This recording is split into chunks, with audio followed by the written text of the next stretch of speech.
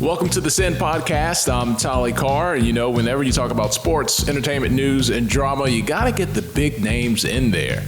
And this guy here, we're going to just catch up right here. I mean, you're going to experience us catching up on time. Now, this guy, I know him as Anthony, like Mr. Bean, like is what I called him. He's a proud graduate of Winston-Salem State. If you're hip to what's going on, you see him a lot on MTV. The guy is a comedian. He's funny, and I had no idea. Now, he's better known as Chico Bean. So when you say Chico Bean, you're like, yeah, that's that dude on WildnOut. But Bean, I mean, we go back to you were a student in my class at Winston-Salem State. And yes, I was. Now, I was a young professor, and we weren't that far apart. And I was working in television in Winston-Salem, and I would always look out for kids who were, I graduated from Winston-Salem State. So anytime there was somebody who I realized could handle an adult situation and wanted to do better, they were looking for, some help and some guidance, I'd go out of my way to make sure I would do all that I could for those students. And you were one of those guys, I could tell right away you could handle yourself in adult situations. I don't even remember how it happened, but you just started interning with me at the TV station, like off the books. It wasn't even a real intern. I was like, man, just hang out with me, whatever I know. Yeah, exactly. That's exactly how it happened. I'll take you wherever we need to go. We'll get it done. Now, you laughed and you had a good personality. I never knew you were funny. When did you become funny? Explain this to me. Man, you know what, Tyler, the crazy thing is I just was having a conversation with somebody about this, get ready to do this podcast with you. And, she also graduated from Winston-Salem State. And I was telling her that, you were one of the people who had one of the biggest influences on me in what I'm doing now, because like a lot of the type of, interaction that we had was, it's in the same vein of what you just said. It wasn't anything formal. Like, you just like, hey, man, come on, hang with me. So, you know what I mean? You took a liking to me, and then I appreciated that. And, like, I've always been goofy and all of that type of stuff, but I just didn't know, how to channel it, how to put it forth. And when I finally graduated, I thought that I was going to do the news because of you. Like, everything that I've learned from you, like, and not just in the work environment. I'm talking about, like, in life. Like, I got so many life lessons from you from our interactions. Like, I'll never forget, like, the way that I carry myself now with all of the fame and everything that came. Like, I remember a conversation you and I had. We were sitting in the bleachers at a football game on Friday, and people were coming up and, oh, my God, Tommy Carr, let me have your interview, let me have your autograph, and let me take a picture, and let me do this, that, and the third. And I was just, enamored by it. I was in awe of it. And you looked at me and said, look, man, don't ever let that be your influence to do anything that that you're doing, because if tomorrow you were to lose any of this, these people probably wouldn't care wouldn't care about you. If you were to go away, they wouldn't remember none of that. They wouldn't remember how much they wanted a picture or how much they wanted your autograph. And so you have to basically take, pride in what you're doing and make sure the work is what drives you and not any of the things that surround it. And that is literally, like, that conversation to this day is one of the driving forces behind my attitude and character in regards to how I, conduct myself and, getting all of the, admiration that comes with being a person that's on television. So, my being funny kind of just was something that I always wanted to pursue. I've always loved comedy. I've always been into it. But, our interaction and my internship and working with you showed me that, not only could could I be good at this, be good at what I went to school for in mass communications, but I also have the ability to be able to create on my own. So when I graduated, I, found out what I was going to be making entry level if I went into, the media field. And I told myself at that point, I was like, man, if I'm going to be poor and struggling, I'd rather be poor and struggling and building my own legacy than helping somebody else build theirs. So there was an open mic comedy show at the Comedy Zone in Greensboro. And me and a friend of mine, Jerome, he was also a mass communications major. I don't know if you remember him, but him and I sat down and went over to the show for it was first and second Thursday of every month. And I went over there and checked out the first show, and I said, okay, man, I think this is something that I can do. And then the whole rest of that week leading up to the next show, I, got my 4 minutes of comedy material together. And then that next week, I just did it. I went up and did it, and I've been doing it ever since. So it just was I wouldn't say a hidden passion, but it was just a passion that I always had, and I just never pursued it. But once I took the jump and decided to do it, then I realized, okay, this is what I'm supposed to be doing. Well, as a comedian, Bean, I'm sure you can appreciate what I'm about to say. That was a great conversation we had, and I don't remember any of it. Here's the one thing that I remember. I remember telling you, stop wearing your Air Jordans, your SpongeBob Air Jordans to these football games because they're going to get dirt, grass, mud, and water all over it. That's the one thing that sticks out of my mind about our time together when you were interning with me. So I'm glad I shared something with you, man. Besides keeping your Air Jordans clean. Yeah, and that's the thing, man. You shared a lot with me. Like a lot of people, and I don't know if you know this because we've never had the conversation, but I tell people all the time, like in interviews that I do and just speaking to people, you're always one of the people that I mention in regards to having an influence on me and what I do, because I was at a real, at that age and being in that position, you really, me coming from where I came from and my background being what it was, I really didn't know what it was I wanted to do. I just knew that I had to go to school and do something differently than what I was doing before I came. So the influence that you gave me in regards to watching you work and watching how good you were at what you did and watching how much, passion you gave to us, even as the students, and a lot of people just didn't care. Like, I remember being in class at times, and you just used to be like, I don't know what y'all think will happen to you if you don't pay attention to what I'm trying to tell you, but it's not my responsibility to make you pay attention. So if you choose to just take advantage of this, then cool. If not, cool. But, so I just always took a liking to, you and the because we would have real conversation. Like, you would let me come to your home and all of those different type of things that gave me an influence on how to really navigate, this kind of energy that I had that I really didn't know how to, control or really didn't understand. And watching you coming from graduating from Winston and being a professor and working at the news station and doing the things that you did, it really gave me a understanding of okay, like, this is possible. And through everything that you went through, like, it gave me an understanding of, okay, this is, I can do whatever it is I put my mind to doing. And I know it's so cliche to hear that, but that really, really, really was, one of the biggest things that I got from you. And you were clearly one of the biggest influence. As far as college, you were the most influential person in regards to staff and people and professors and things that I came in contact with throughout my entire time there. Well, Chico Bean, look, man, I appreciate that, and I promise I did not set this podcast up just to hear you to give me accolades. I know you didn't. but I do appreciate it, man. But all I can say is, I just provided opportunity to anybody who I thought could, do something with it, and I tried to do it for as many kids as I could, and I'm just glad that you were able to maximize it. But it was all because of your talent. I didn't pass anything on to you in that regard.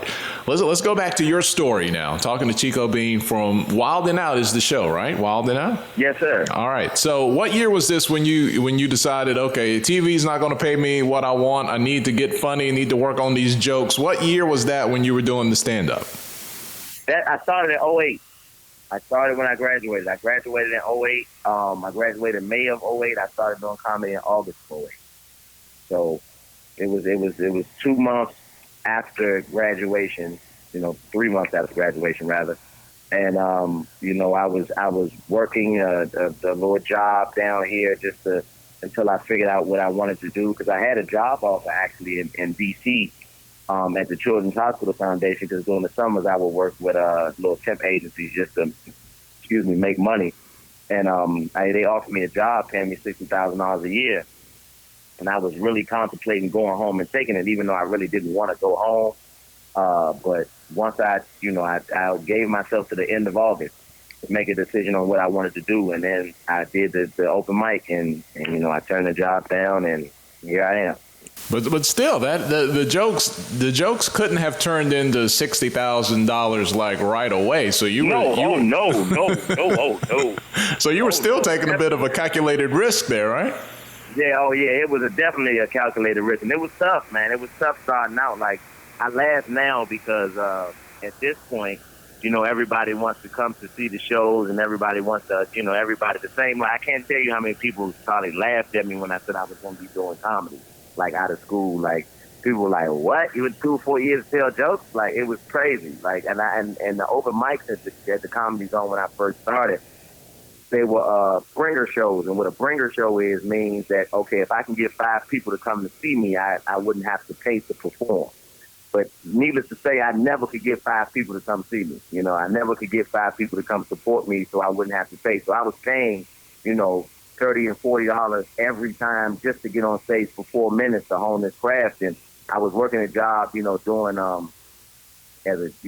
working with substance abuse and all that, because I had a sociology minor. So I was doing that just to pay, to get by, and I had just had my daughter in '08, so I was doing all that to get by. But I was taking shows wherever I can take them, because I was actually good at it when I had a talent with it, a gift for it when I first started. So I got a little bit of recognition locally because I was funny and I had a stage presence and knew how to perform. So I was able to get gigs, but they wouldn't be paying anything. I mean, I remember one time, a couple of times I had drove, 4 and 5 hours to go do shows and not get paid. I had to just sleep in my car to drive back to go to work in the morning. And it was a very, very strenuous start to it. And it took a while before I started to actually make money doing comedy. Like, I can say that I've been doing it since '08. It'll be 8 years in August this year, and I haven't been really making money off of just doing comedy for like 2 years now. And so for the first 5-6 years of me doing this, I wasn't really making any money doing it. So I just had to push through it. But that also let me know that this is what I was supposed to be doing, because I never thought that I was doing the wrong thing. Sometimes I thought I was doing it the wrong way, but I never thought I was doing something that I wasn't supposed to be doing. So, I just kept pushing through it, and it ended up working out. All right, we're talking to Chico Bean. He's from MTV's WildnOut. He is a graduate of Winston-Salem State University, class of '08, from D.C. All right, so give me your best impersonation of a promoter who, at the end of the show, didn't have your money. Oh man, it's real. It's textbook. It's coming, because at first they'll say, it's always somebody else that they have to talk to before they pay you. Hey, man, I got to talk to the man at the door real quick. I'll be right back. Then they always come back. Hey, man, I don't know where he at, man. I'm trying to find him. I can't really, get my hands on him right now. Just sit tight right here. You want something to drink? That's when you know it's bad. when the drink offer comes, then it's like, oh, man. Like something about the, and then they come back, and then now, mind you, everybody in the club is gone. It's just you, the people who work there, and the promoter. And then, the people who work there, they know what's going on, and they kind of feel sorry for you. So they start offering you drinks too. Hey, man, you want something to drink while you wait?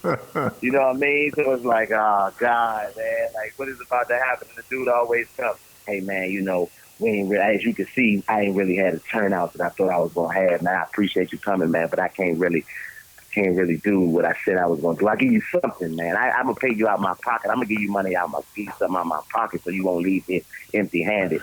And it's whatever coming out their pocket, it was always something that I could have just, not that I didn't need. Most of the time, it was just gas money, if that. So, have they ever told you to follow them to the ATM and then they just lose you in traffic? Oh yeah, I've done that plenty of times. Oh yeah, I've been in many places following people to ATM just to get $20. I'm like, you could have borrowed that from somebody at the club. I'm sure they would have gave you the dub that you just made me spend $20 worth of gas, follow you around. So yeah, it definitely was a strenuous process. And even me getting on WildnOut, like the way it happened for me was really unique. Like the friend of mine that I have, that I was just actually speaking to before I talked to you, she worked with Nick Cannon. She was his assistant, and she went to Winston as well. So he was doing these Fresh Faces of Comedy shows, and she invited me up to do the show. And when I went up to do the show, this was in 2010. When I went up to do the show, I got to the comedy club. And when I got to the club, it was at Gotham Comedy Club in New York. And I got there, and the owner of the club, nobody knew who I was. I had just been doing comedy 2 years, and I was coming out of North Carolina doing it. So, it's not really a hotbed of comedy or any entertainment for that matter. So nobody's really coming here to check for people to, be comedians. So when I got there, the guy, asked me, yeah, you're one of the guys going up tonight. And I was like, yeah. He was like, okay, well, you can't curse, you can't say the N-word, you can't talk about sex. So, I just wanted to let you know that. And I was like, oh, my God, I don't have no jokes. So, how much of your act did that cut out? All of it, pretty much. You know what I mean? Like the not saying the N-word and the sex and the can't curse, like that was tough. So my creative process is, since I've been doing this, like I walk and talk to myself and get my set together. I don't write down jokes. So, I just get it together. I use it. It's my life experience that I'm talking about on stage. I think that's what separated me from most people early when I first started to do it, is that I was speaking just about my life and the things that have happened to me. So I wasn't trying to channel any type of, comedic experience that wasn't my own. So I just, was able to just go and talk to myself about whatever happened on whatever particular time that I was performing, and I was able to go on stage and deliver. So this particular day I had walked outside, and I'm out there talking to myself, panicking, because this is the most nervous I've ever been doing comedy. And I'm out to perform in front of Nick Cannon in New York in the Metro stand-up comedy, at one of the premier comedy clubs, in the country. And I'm, I don't have no jokes now. I have to redo my whole set. So I'm going out there, and it was just so much, it was insurmountable pressure at that time. But I'm like, man, I can't, slubber. I can't let this fall by the wayside. If I get up here and don't do well, who knows, what'll happen. And so I'm outside, I'm talking to myself, I'm talking about, I'm getting the jokes together, because I had got to New York and had to ride the bus from the airport. And, I was talking about my experience on the bus and all of that, thinking about how I was going to deliver it on stage. And this was when Occupy Wall Street was going on, so I was thinking about that, because I was there and I saw that the night before. And as I'm out there talking to myself, Nick Cannon, his SUV pulls up and he walks in. He doesn't pay me any attention. He sees me, but I'm sure he just probably thought I was some crazy dude outside talking to myself. So when I got on stage, I murdered, I killed. It was amazing. And when I got off stage, Nick stopped me and said, hey, man, was you just outside making all that up yourself? And I said, just a few minutes ago. And I was like, yeah, that was. And I didn't really know what he was going to say or how it was going to be received. And he was like, man, I'm around some of the best people and the best comedians in the game, and they can't do what you just did. So make sure you keep working. So fast forward 2 years later, I found out that they're bringing WildnOut back from the same person that, from my friend that works with him. And that he's doing an audition, because his family's from Charlotte, so he's going to stop in Charlotte. He's doing some type of promotion for America's Got Talent at the time, I believe, and he's going to do an audition in Charlotte. So that was amazing. But the crazy thing is, I found out the job that I was working was laying me off. The state, I was working for the state, and they were doing big cuts. This was, when the recession and all that stuff was still heavy. So I found out I was getting laid off in November. So I was about to not have a job, and like I said, I wasn't making any money doing comedy. So when this opportunity came, I was like, man, this is like God sent. I have to kill it. So me and B-Dot, I'm sure you know who B-Dot is. B-Dot, Mr. McLaughlin, who preceded you as one of my students, and during every class project would just do a stand-up. So I knew he was funny, or at least in his own mind at that time. So yes, very very familiar with Mr. McLaughlin, yeah. B-Dot, yeah. Yeah, exactly. But at this, by this time, me, him, and two guys from A&T had started a comedy group called a Freestyle Funny Comedy Show, which we've been doing, for 6 years now. We've been performing every third Sunday of the month here in the Greensboro Comedy Zone, and we traveled at the colleges and doing shows and all that. So by this time, we were, trying to make our imprint with that as well. And he had went up and did the show for Nick as well prior to me doing it. So me and him had the audition in Charlotte. So I went to Charlotte and I auditioned, and I destroyed the audition. But this was just an audition that Nick was doing on his own. So what I had to do was I had to fly up to New York to do the real audition that they were doing in regards to trying to, pick people for the show. So I went up and I did that audition, and, I killed that audition as well. And then I had to come back again and do another audition for the executives of MTV.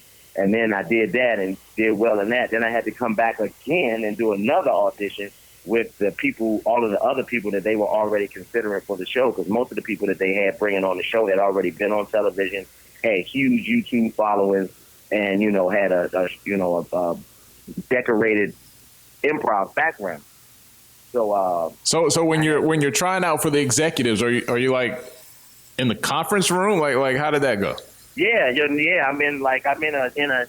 have like these rooms at the Viacom building in New York.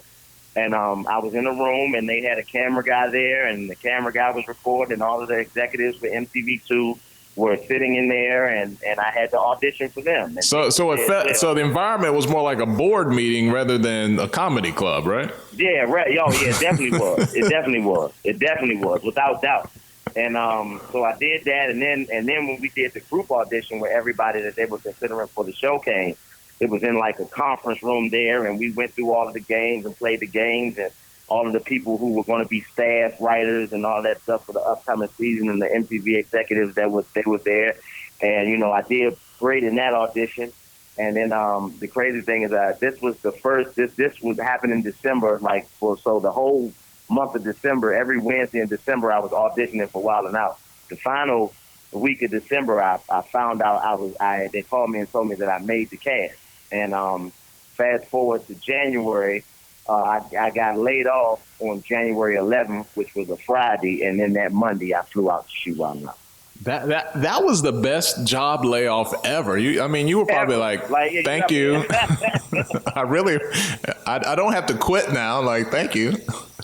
Yeah, exactly. That's exactly how it happened for me. And then I flew out to shoot my first season, and then we're coming up on my fourth season now, premiering August 4th, and now we're moving up to regular MTV. So, and that's going to be big. So it started out on MTV2, and now it's moving to the regular MTV. Okay, I'm not as hip as most people. I think the last time I really sat down and watched MTV was when they debuted the Billie Jean video. So it's been a while. Oh yeah, you way behind.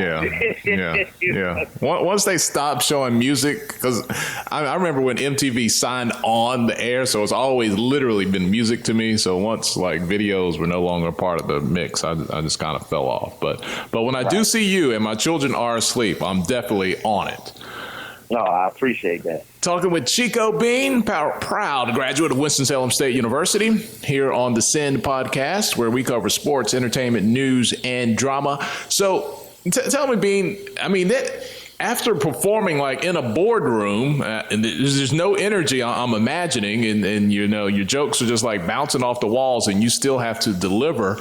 When you actually, get out there for the first time and do the show and feel that actual energy, it had to be like a rush, I would imagine. Oh, it was amazing, man.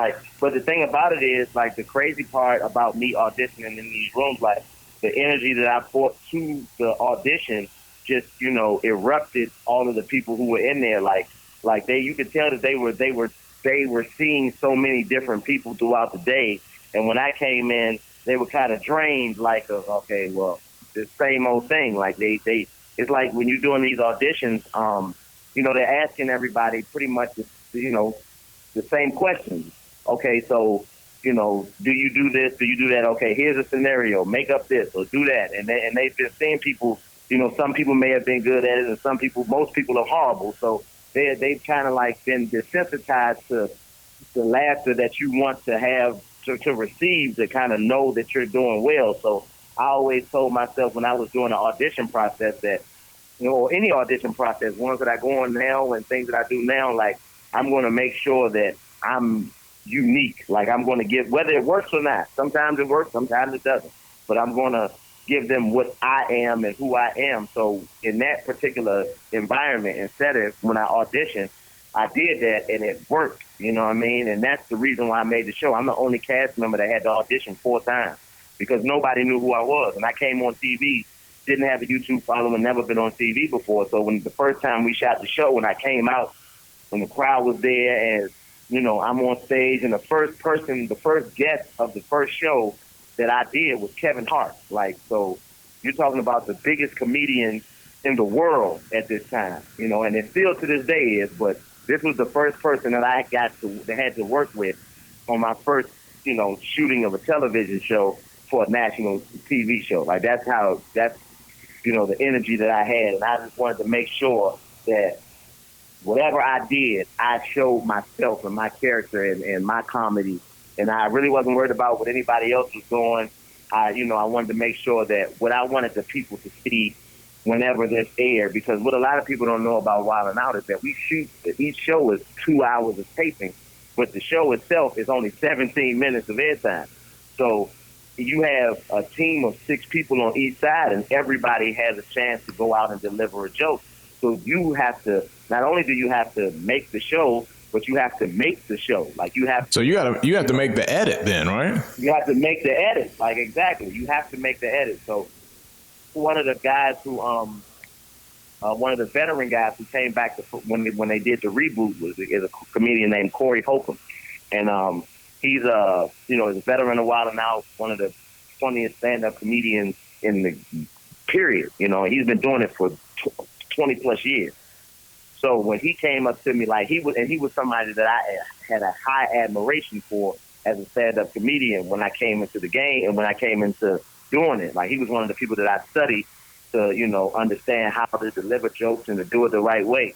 So a lot of the people who I looked up to, I immediately became co-workers with when I made the show. So my thing was, the first day that we did, when everybody was the cast, when the cast was assembled and he came in, I said, man, that's the guy. That's my target. I'm gonna make him laugh. If I can make him laugh, then that means I'm doing something right. He's seen every kind of comedy. So if I can get him to appreciate what it is I'm doing, then that means I'm off to a good start. So we did a wild style, like a mock wild style, which is a part of the show where we rap battled each other with jokes at the end of each show. And I did one with him, and I called him out, and the stuff that I said to him really made him laugh. And he pulled me over to the side after everything was over with, and he said, man, I like you. You know what I mean? He said, I ain't never seen nobody do that, and I like what you did. I've been watching you since we've been here. I'm going to tell you the real secret of this show. He said, what you want to do is make sure you make the edit. He said, because a lot of people, these people that you see in this room, is going to be on the intro clapping, and that's going to be the last that you see of. So that resonates with me in regards to when I shoot the show. You have to be unique in your improvisational way of looking at things, but you also have to let your personality shine through. So when people watch, they attach themselves to you, because there's at least 12 people on this, like, basketball. It's all of these people on the floor. So where do you fit in? What is your role? And how do you attach yourself to something that, kind of building a brand? Because it's a great platform, but it's not something that you're going to do forever. You know what I'm saying? You don't want to do it forever. It's kind of like, the college football or college basketball. Right. People are watching you and watching this new talent. And Nick Cannon is kind of like, the Mike Krzyzewski of this environment, because a lot of people that became the biggest comedians in the world came out of the WildnOut, that mold. Kevin Hart, Cat Williams, D. Ray Davis, all these different people were cast members on this show. So, for me, I look at it as a springboard. So, but even with it being a springboard, I want to make sure that whatever it is I imprint on the brand, when I leave, people will know what to expect from me and what type of, comedian that I am. All right, we're talking with Chico Bean. He's from MTV's WildnOut. If you've watched the show, you have definitely seen him. This is the SENDPodcast. Chico is You're not Chico. He's Bean to me. He's Anthony exactly. Bean. All right, he's Anthony Bean. When I say Chico, I feel like I'm talking about Chico and the Man or somebody. Exactly. But he is a proud graduate of Winston-Salem State University. Just like to throw that in about every 5 minutes. All right, so look, man, you're there in New York. You're at the Viacom, headquarters studios. You're around all these network productions. You're seeing this, from the inside out? What are you taking from it? What notes are you taking? What are you trying to, see and build on for yourself and your next move from this exposure and resources that you're around every day? For me, one of the biggest things that I've noticed is that, you are really in control of your legacy in regards to what you want the people to see, but in regards to your interaction with the executives, you have to understand business. You have to look at everything from a business standpoint. Like, you can't take anything personally. And I think, that's something that a lot of people say, but when you get into this environment where it's easy come, easy go, it's entertainment, everybody, especially nowadays with social media and the internet, everybody wants to be famous, and everybody can be famous. Nowadays, you can be famous for just nothing. Like, it's not like it was 20 years ago when you had to have some type of, clear and definable talent to be able to, become somebody who is considered a celebrity. Now, that's not necessarily the case, at least not in the mold of what it used to be in regards to becoming someone who gets on television and does those type of things. So, the business side of it hasn't changed, though, even though the entertainment side of it has opened up, and now you have all of these different avenues where people can come in and become successful and become well-known, whether it be, through Instagram or, Snapchat or any of those other platforms.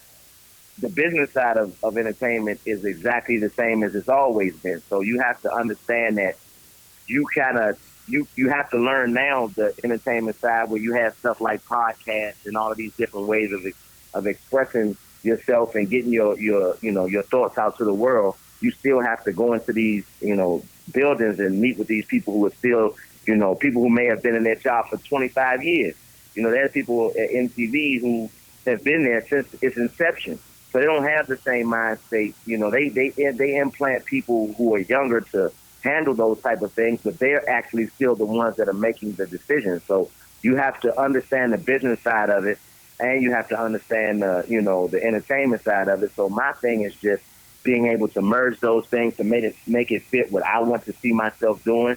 And what I want to see myself doing is I want to be able to do this for the rest of my life. Meaning, and I know that sounds, that's kind of a bland way of explaining it, but when I say do it for the rest of my life, I mean be able to create and put my art out the way that I want to put it out in the best capacity that I can put it out without having to, necessarily depend on anybody to help me do so. And the way that I'm able to do that is by learning the business side of it, by sitting down with these people who, most individuals don't take the time out to actually sit down and learn from. I take the opportunity to, sometimes I'll just, hey man, let me take you out to lunch, or let me, can I shadow you for the day and kind of just learn what it is that you're doing, so I can have an understanding of it enough to where if I go to another network, or when I go to another network, I'll have a verbiage to be able to understand the way things work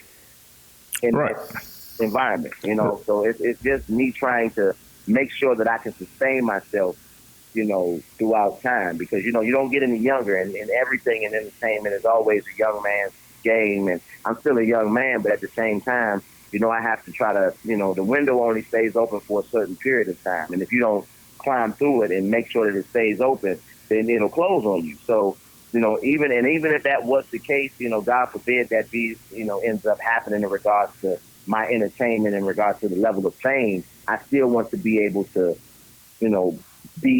have entertainment be my main source of income, and even if it's me implanting other people or people who are young, that are coming up, and being able to kind of like having the type of influence that you had on me, or somebody who comes in, and all of those type of things. But I can't do that if I don't understand the business side of it. So I just, try to make sure that I learn the business side of the entertainment, and rather than just the talent side, because I've been blessed with a gift for the talent. Like, this is God given, I work on it every day, and I do my best to be as good as I can. But the business side of it is something that you have to actually sit down and learn. So the business model that a lot of us have seen, I'm just going to say for urban entertainment has a lot of times has been musicians or, rappers where we see they make it, they start their own label, they bring people up through that. They kind of, make moves to control their own distribution. Write their own songs, make sure they're investing in their talent in ways that will continue to pay them down the road. If you were to translate that to a comedian, what type of steps would a comedian have to do to take more ownership in itself and not just be dependent on, whatever distribution platform, MTV or whatever else, that, you could kind of secure some of that or start to secure some of those things for yourself? The crazy part is that, with the internet and social media, you can, it's easier for you to get your thoughts are everything when it regards to comedy. Like how you get those thoughts out, now you have so many different avenues you can take to do so. But as a comedian, you want to be able to, always have people want to hear your perspective on whatever it is that's going on. So your perspective is your are your rhymes in regards to doing comedy. It's not even about the jokes. It's just your perspective because, CNN isn't CNN isn't asking D.L. Hughley to come on to the news program to tell jokes. But they're asking him to do so based off of his perspective on, the world in that he does with his jokes. But your perspective is everything. So I just think that having a tight class on, how you deliver your perspective and how you capitalize off it, rather. You just put yourself in a position where, like, for example, myself, like, I do a lot of the writing and stuff on the show. So for me, like, I just make sure that, I get credit for that. And I make sure that when I do my own stuff, that I am as strenuous as I possibly can be with making sure that nobody else is talking about the things that I'm talking about in the manner in which I am. So that's another thing that I would definitely recommend. Because like I said, I'm still relatively young in the comedy game. Like most people don't get the superstardom success. Like Kevin Hart has been doing it 18 years before he was came out of nowhere. So for me, it's just about the meantime today. Like how do I keep myself, keep me and my family fed while also continuing to do what I love. And a lot of that is just based off of, how I bottle my perspective up and give it to the world so where people come and want to see me give my thoughts on stage and pay to hear me, tell you what I think about what's going on. So it's different than like a rapper where, you start a label and you put on other rappers and you start a liquor line and a clothing line. It don't really work. You could do that as a comedian. And a lot of the same doors that Kevin Hart and people like that are opening up now with shoe deals and all of that is just basically giving us the opportunity to do things that have never been done before. But, I want to make sure that my perspective is something that is always sought after by the people that I, consider to be fans. And however I decide to get it out, like I do, I'm ready to go record a comedy mixtape, like just goofy songs that I make up in my day to day. I'm just, get ready to put those out and, doing stuff like a podcast myself with just various, I'm always doing people's podcasts and stuff because people just like my perspective on things. So it's just basically branding yourself in a manner in which people will always be able to get get your perspective from you while also getting it from various different platforms, whether it be a podcast and, a mixtape or, MTV and, your social media, all of those different things now are ways that as a comedian, you should be able to attack all of that because, it's just your thoughts. Like your comedy is just what you think. So therefore it shouldn't be difficult for you to be able to utilize every possible platform that you can because you're not doing anything but expressing yourself. So that's just my biggest thing is just utilizing our platform and making sure that I secure it in every possible manner. Talking with Chico Bean here on the SENDPodcast, sports, entertainment, news, and drama. All right, so Bean, how has this changed your life? Now that you've got settled in pretty good as a cast of WildnOut, I mean, how did that just change your life? It's changed it in so many different ways. Like, I go places that I've never been. I've been all around the world now. I can literally say I just went to London and did a show in London. I've been to Tokyo and Thailand, and I've been all over this country doing shows. And I go places that I've never been before, like never ever set foot in. And people run up on me asking me for pictures and, telling me the kids love me. And, it's amazing. My mom is ecstatic. She calls me all the time and tells me that, she tells people I'm her son and they don't believe her and all of that type of stuff. But for the most part, it's giving my daughter, for example, like my biggest thing is, I never had a father growing up. So, a lot of the things that I was supposed to get from a father, I didn't get, because my father was, was deceased. So for me, I always wish that I had something to remember him by other than just people's, memories of him and people telling me things about him. I always wish that I had some type of, something tangible to grab onto to say, hey, man, like, this is what my father did. And I doing that with what I do now, my daughter has more to remember me by if, God forbid anything was to happen to me than I ever had to remember my father by. So it's changed my life in that regard. I'm in a position where I'm establishing a real legacy, something that is tangible for my people to hold on to when I'm long gone. And the financial part hasn't really kicked in, but that'll come, with work and with hard work and time. And I'm doing a lot better than I was doing when I was having to follow people to the ATM. So, that's definitely changed. But for the most part, I've just been put in a position where I can utilize all of the things that, I know that I want to do with my life. I've been given an opportunity to do that. And one of the things that I didn't account for is the me factor. And when I say that, I mean, like, I'm still the same guy that used to ride around in the WXI-12, truck with you and that went to Winston-Salem State and that was the same person that I've always been. So I still look at myself the same. But I now have to recognize that I'm not the same person anymore. I look at myself the same, but the world sees me differently.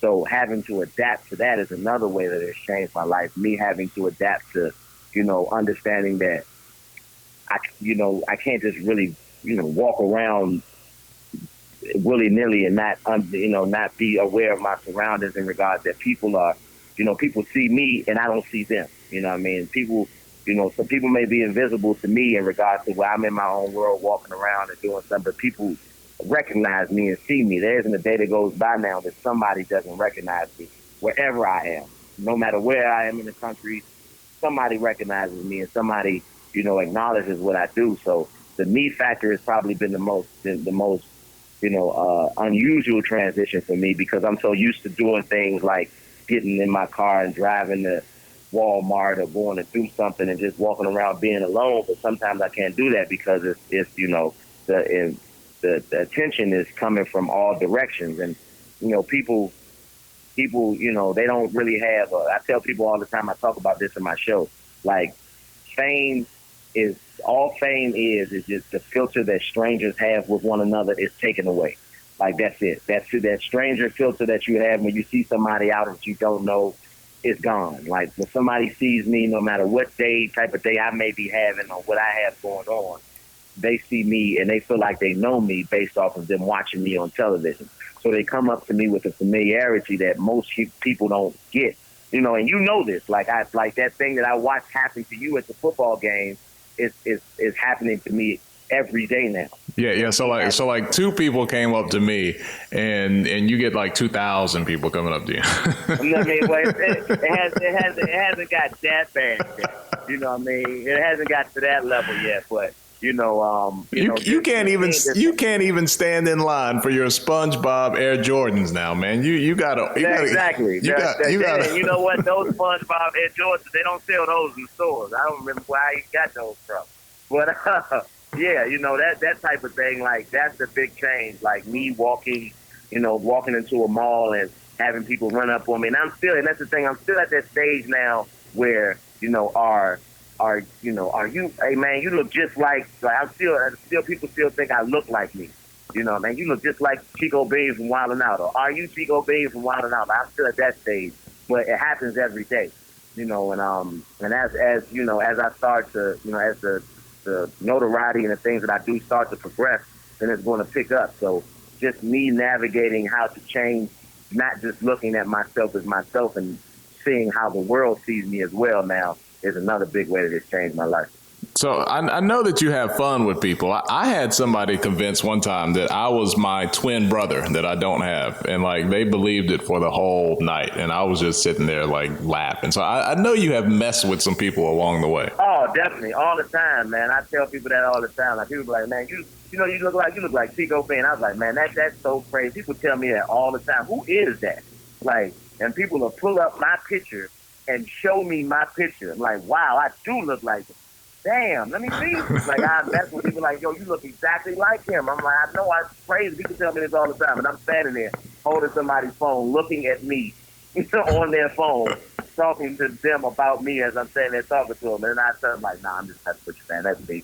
And then they'll freak out. Like, they just sit there and had a whole 5-minute conversation with me about how much I look like myself. It's amazing. Yeah, well, you got to enjoy it too, man. Otherwise, it'll just get on your nerves. Who is the one person that like you were a fan of and they were your fan and like you guys were just both happy to meet each other and it was just kind of weird? Dave Chappelle. Get out, Dave? Really? Chappelle, oh man! Like it was crazy. We shot WildnOut in New York. We just this last season we shot in LA, but the past 3 seasons we had shot in New York. And me and another cast member named Carlos Miller, and we do a lot of scenes with each other, old school battles and stuff, which is one of the people's favorite things off of the show. But we had went to the celebrity game. Nick was playing in a celebrity game, and he got us tickets, so we went and watched the game. So us being the type of dudes that we were, after the game was over, we was like, man, let's see if we can walk on the court. So he knew Spike Lee. He had his Last Comic Standing, so he had, a relationship or knew Spike Lee. So he was like, man, I'm, try to go talk to Spike or whatever. So I'm like, cool, I'm gonna walk on the court with you. So we didn't know that if we were gonna be able to get past security, but for some reason we just act like we were supposed to be there and just walk right past. So as we're walking down the court, I see Dave Chappelle, and I'm like, oh, that's Dave, man. Let me go say what's up to Dave Chappelle.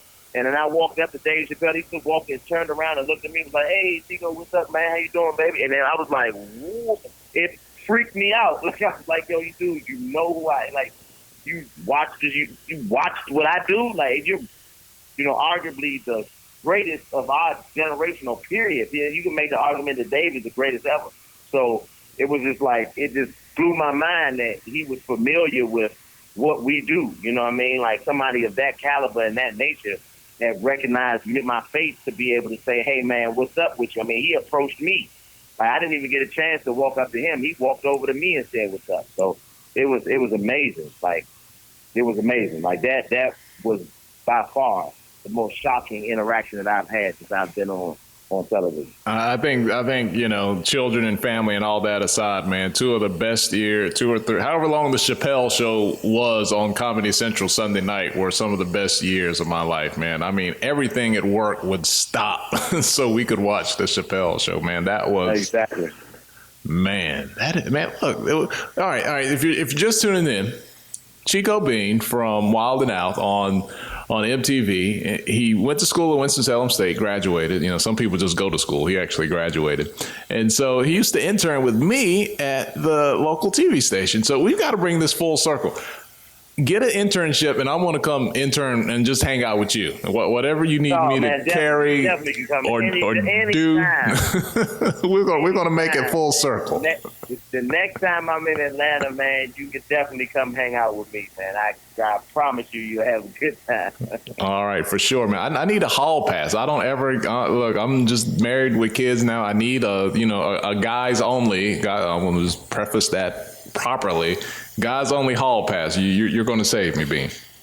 Yeah, definitely. I got you, man. I talk to your wife and everything. Set it up. I have a conversation, let her know everything's going to be copacetic, and we'll go from there. Did she end up?